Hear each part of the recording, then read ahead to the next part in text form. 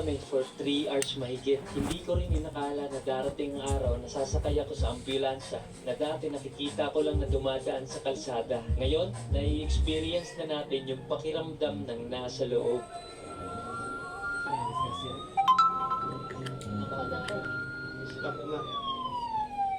Nakarating kami ng ospital at dito na nga yung second admission natin. May mga doktor na nag-check up agad sa atin.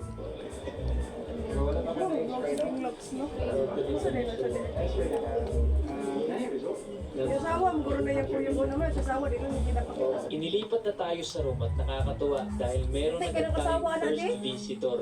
Unang araw sa ospital, iba na yung pakiramdam ko. Ang daming umiikot sa isip ko, katahimikan na puro nakakalungkot. Lalo na yung mga contents at mga pagbabago sa buhay ko. Paano na yung paggawa natin ng purpose?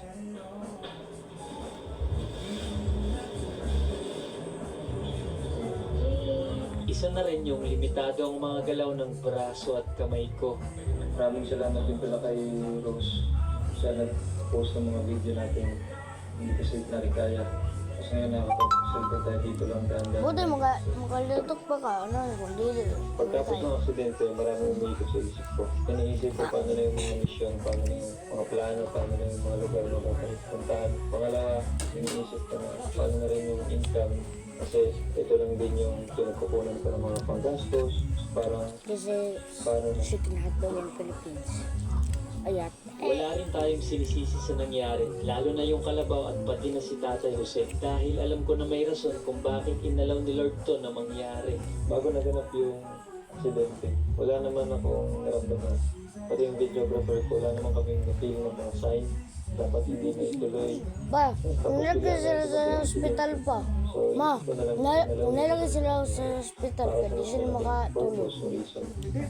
Naabutan na rin tayo ng Valentine's Day dito sa ospital. Every year talaga ay nagbibigay ako ng roses sa mga tao, pero nag-iba ng dahil sa sitwasyon natin.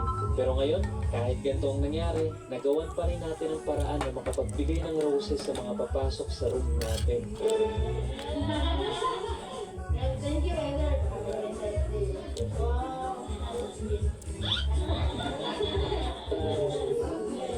Nakakatuwa dahil may mga bumisita rin pala sa atin. Mga hindi natin inaasahang kaibigan, solid followers at subscribers na nagdala ng mga gamit, pagkain at prutas para sa atin. Malaking salamat po pala sa lahat ng nagbigay, sa maraming nagbigay sa atin ng mga prutas, ng bulaklak, na kahit na ano, mga pagkain. Thank you so much po sa lahat sa inyo. Malaking tulong na po ito. Isang araw na lang, may fruit stand na tayo.